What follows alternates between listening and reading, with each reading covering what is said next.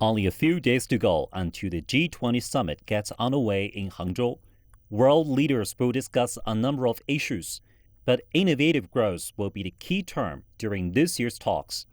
And for the first time ever, discussion on how to develop a digital economy will be at the top of the G20 Summit agenda.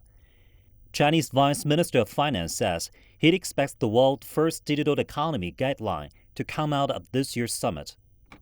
The first set of global rules for a digital economy should be an inclusive digital financial guideline. This has been discussed by financial leaders and it is awaiting the G20's approval. Its impact will be historic.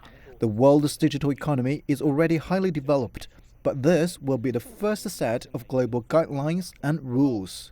Structural reform will also be another major topic at this year's summit. In the lead up to this year's talks, global financial leaders discussed the need for the number of structural reforms, including opening trade and investment. 9 prioritized areas and 48 guidelines were discussed. These guidelines are closely related to G20 reforms. These policies would be an important Chinese contribution to the development of the G20 if they get approved by world leaders. Zhu says G20 member countries will also discuss creating a group to develop global infrastructure, communication, and connectivity.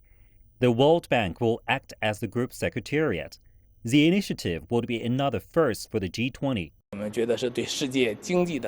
Infrastructure is a very important issue because it is important for the growth and development of the world economy.